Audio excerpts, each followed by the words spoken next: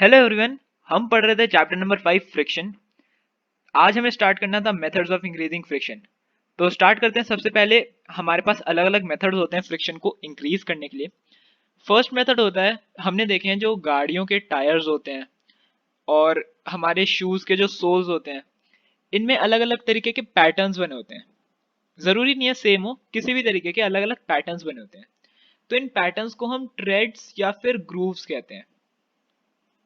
Trades and grooves कहते हैं। On their surface, किसके सरफेस पे? व्हीकल्स के जो टायर्स होते हैं और हमारे शूज के जो सोल्स होते हैं। शूज के सोल्स पे ट्रेड्स होते हैं, व्हीकल्स में ग्रूव्स होते हैं। ऑन देयर सरफेस, उनके सरफेस पे। क्यों? To improve their grip on the road. इससे क्या होता है कि जो ग्रिप है रोड पे, उनकी उनकी जो रोड पे ग्रिप होगी वो इंक्रीज हो जाएगी। मतलब जो फ्रिक्शन है वो इंक्रीज हो जाएगा और स्किडिंग गाड़ियों की अवॉइड हो जाएगी। जैसे होता है ना, कभी कभी गाड़ी अगर फास्ट मूव कर रही है और एकदम से वो टर्न ले ले थोड़ा सा, तो एकदम से स्किडिंग हो जाती है, गाड़ी पलट भी सकती है, मेजर एक्सीडेंट्स हो सकते हैं। सो इसको लगाने से क्या होगा कि स्किडिंग जो है वो काफी हद तक अवॉइड होगी। नेक्स्ट हमारा पॉइंट आता है, sportsmen use special types of sports shoes with spikes or cleats on their sole to get a better grip on the ground. Sportsman जो होते हैं उनके लिए स्पेशली डिजाइंड शूज होते हैं। स्पोर्ट्स शूज एक तो होते हैं नॉर्मल जैसे कैजुअल शूज होते हैं, एक होते हैं स्पोर्ट्स शूज, और एक और तरीके के शूज जो बेसिकली ट्रेंड एकदम प्रोफेशनल स्पोर्ट्समैन पहनते हैं। उनमें नीचे स्पाइक्स होती हैं, जैसे क्रिकेट शूज होते हैं। नॉर्मली हम देखते भी हैं जो क्रिकेट वगैरह खेलते हैं बच्चे, उनके शूज में स्पाइक्स लगे होते हैं। वो स्पेशल शूज खरीदते हैं जिनमें स्पाइक्स लगे होते हैं। और जो एथलीट्स वगैरह होते हैं उनके जूतों में भी क्लीट्स मतलब रबड़ के सोल लगे होते हैं।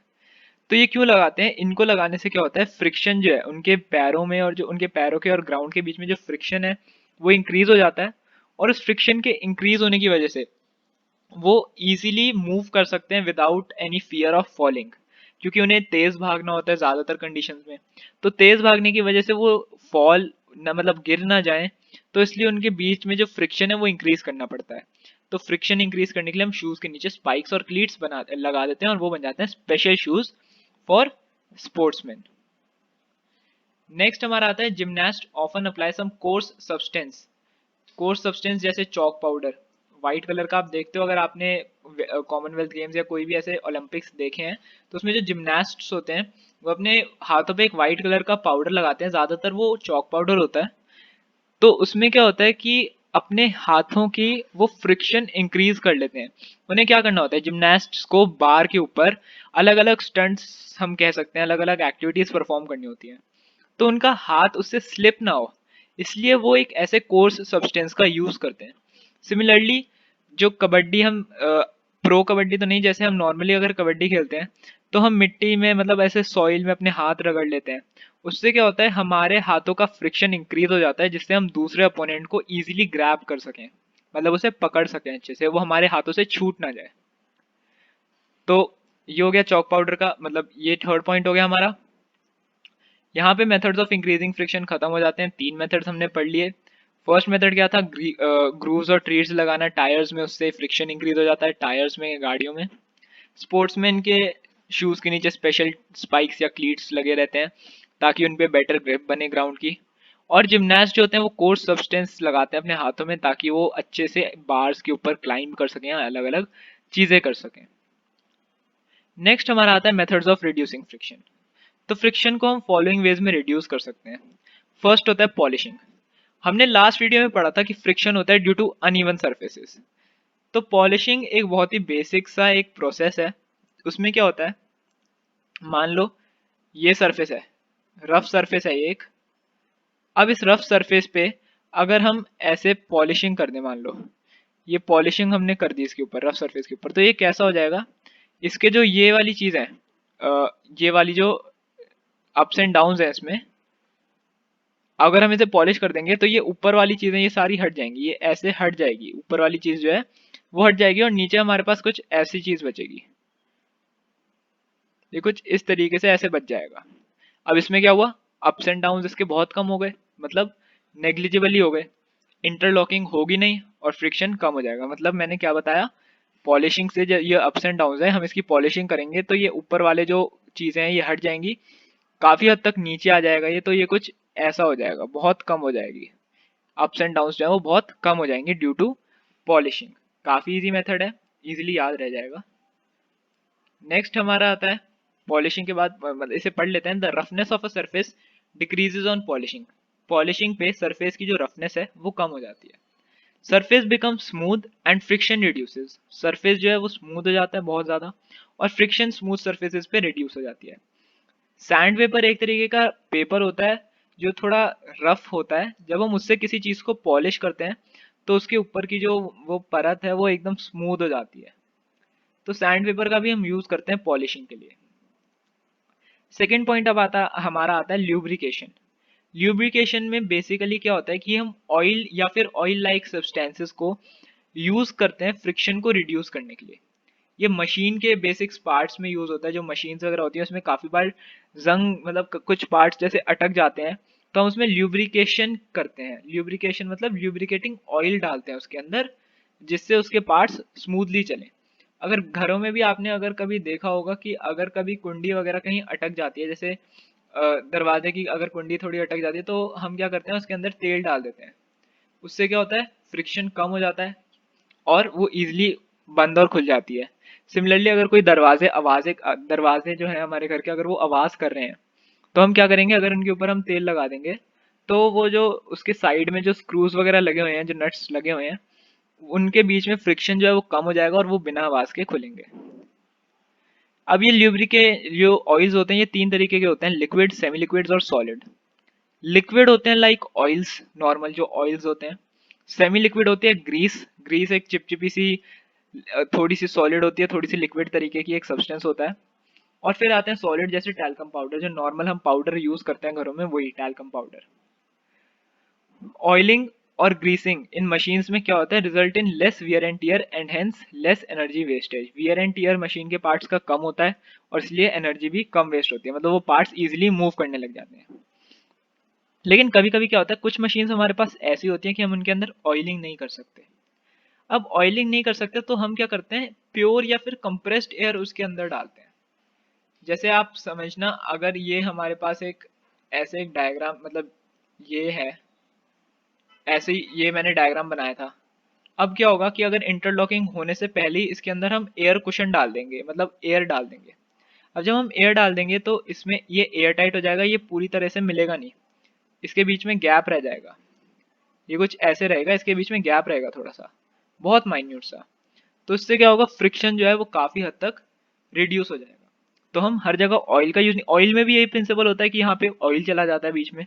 अब जब यहाँ पे बीच में ऑयल चला गया तो ये डायरेक्टली कॉन्टैक्ट में नहीं आते। सिमिलरली एयर में होता है, कंप्रेस्ड एयर में जाते हैं जिसमें एयर कुशन बन जाता है मूविंग पार्ट्स के बीच में। थर्ड होता है हमारा बॉल बियरिंग। बॉल बियरिंग एक ऐसा डिवाइस होता है जो रोलिंग फ्रिक्शन के प्रिंसिपल पे वर्क करता है और इसलिए वो स्लाइडिंग फ्रिक्शन को काफ़ी ज़्यादा कम कर देता है, उसे रोलिंग फ्रिक्शन में बदल देता है। बॉल बियरिंग्स कहाँ कहाँ यूज होती हैं, जो मोटर्स होते हैं, बड़ी बड़ी मोटर्स, या घरों में भी जो मोटर्स होती हैं, उनके शाफ्ट में, शाफ्ट होता है वो रॉड जो घूमती है बहुत तेज। जैसे अगर ये मोटर है तो उसके ऊपर एक से रॉड निकली होती है ना जो बहुत तेज घूमती है, उसमें यूज होता है। डायनामोस साइकिल के एक डिवाइस होते हैं, बाइसिकल्स में डिवाइस लगता है कि अगर हम उसमें पेडल करते रहेंगे कंटिन्यूसली साइकिल को तो वो भी ग्लो करता रहेगा, उसमें यूज होता है। और हमने बेसिक जो बॉल बियरिंग है वो फिजिट स्पिनर्स जो होते हैं, अभी स्पिनर्स काफ़ी बिकते थे मार्केट में थोड़े टाइम पहले, उसमें भी जो यूज़ होते थे वो बॉल बियरिंग्स यूज़ होते थे। उसके बाद हमारा टॉपिक आता है fluid friction. What is fluid friction? Fluid friction क्या होता है, fluid as the name suggest, fluids में आ जाते हैं हमारे लिक्विड्स एंड गैसेस। तो वो फ्रिक्शन जो लिक्विड्स और गैसेस में होता है उसे हम कहते हैं फ्लूइड फ्रिक्शन और drag. Air also exerts a force of friction although being thin and light known as air resistance। अब ये वैसे तो आपको पूरा आगे एक्सप्लेन करूंगा। जब हम किसी बॉल को फेंकते हैं ऐसे आगे की तरफ, बॉल हवा में है। अब या ना तो ये किसी ग्राउंड के कांटेक्ट में है, लेकिन तब भी इसकी स्पीड धीरे हो जाती है, ये कुछ ऐसे ऊपर जाएगी और फिर थोड़े टाइम बाद नीचे आ जाएगी। इसमें ग्रेविटेशनल फोर्स तो लग रहा है नो डाउट, लेकिन इसमें एक और फोर्स लग रही है जो है एयर रेजिस्टेंस, जो अपोजिट डायरेक्शन में एक्ट करती है। और ये कैसे एक्ट करती है कि जितनी ज़्यादा इसकी स्पीड होगी, मतलब अगर इसकी स्पीड थोड़ी सी है, ऐसे हल्की सी है, तो एयर रेजिस्टेंस भी थोड़ा सा लगेगा। इसकी स्पीड बहुत ज़्यादा है तो एयर रेजिस्टेंस भी बहुत ज़्यादा लगेगा। मतलब एयर रेजिस्टेंस जो है वो स्पीड पे डिपेंड करता है ऑब्जेक्ट की, कि कितनी स्पीड से वो जा रहा है। तो एयर भी एक फोर्स एक्सर्ट करती है और उसे हम कहते हैं एयर रेजिस्टेंस। नेक्स्ट हमारा आता है factors affecting force of fluid friction. इससे पहले आप एक चीज याद रखेंगे कि जब भी कोई ऑब्जेक्ट मूव कर रहा है तो अभी तक हमने उसमें पढ़ा था कि सिर्फ फ्रिक्शन लगता है। अब ये ऐड हो जाएगा कि दो फोर्स उस पर एक्ट करती हैं यूनिवर्सली, हर ऑब्जेक्ट मतलब अर्थ के ऊपर ऑफ कोर्स दो चीजें एक्ट करती हैं किसी भी मूविंग ऑब्जेक्ट पे, that is friction and air resistance. Air resistance भी एक तरीके का फ्रिक्शन ही है, लेकिन हम उसे अलग कंसिडर कर सकते हैं। Factors affecting force of fluid friction. Force of fluid friction तीन चीजों पे डिपेंड कर रहा है। एक तो नेचर ऑफ द फ्लूइड, कि वो फ्लूइड कैसा, sorry, nature of the fluid मतलब वो फ्लूइड कैसा है, कैसा नेचर है उस फ्लूइड का, गाढ़ा है, थोड़ा हल्का है, पतला है, कैसा है। Shape of the moving object. Shape of the moving object के बारे में अभी मैंने आगे पूरा एक नोटिस मतलब पूरा एक नोट लिखा है, मैं उसमें बताऊंगा आपको इस सेकंड पॉइंट। अभी इसको सिर्फ याद रखना है, shape of the moving object अभी आगे पूरा समझाता हूँ इसी वीडियो में। और थर्ड है speed of the moving object. अभी मैंने आपको वो ऊपर बता दिया कि जितनी ज्यादा स्पीड होगी उतना ही ज्यादा एयर रेजिस्टेंस या फ्रिक्शन उस पर एक्ट करेगा। So third point is speed of the moving object. अब हम पढ़ते हैं अपना सेकंड पॉइंट जो है shape of the moving object. तो shape of the moving object जो होता है वो यहाँ पे स्टार्ट करते हैं।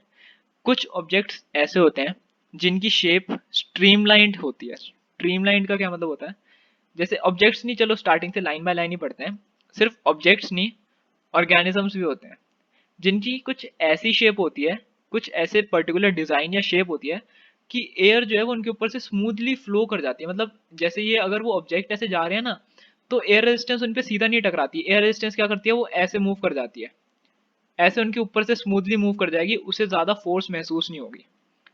तो जब ऐसी शेप होती है किसी ऑब्जेक्ट की कि उसके ऊपर से एयर इजिली चली जाए, कि every particle of air, air का हर पार्टिकल या लिक्विड का हर पार्टिकल एक पर्टिकुलर पॉइंट से पास हो जाए with the same speed and the same direction.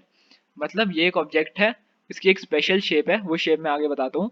ये एक स्पेशल शेप है, इसमें क्या होगा कि एयर ऐसे आ रही है और वो ऐसे मूव कर गई, ऐसे आ रही है वो ऐसे मूव कर गई, मतलब इसने अपना वे इजीली आगे बना लिया।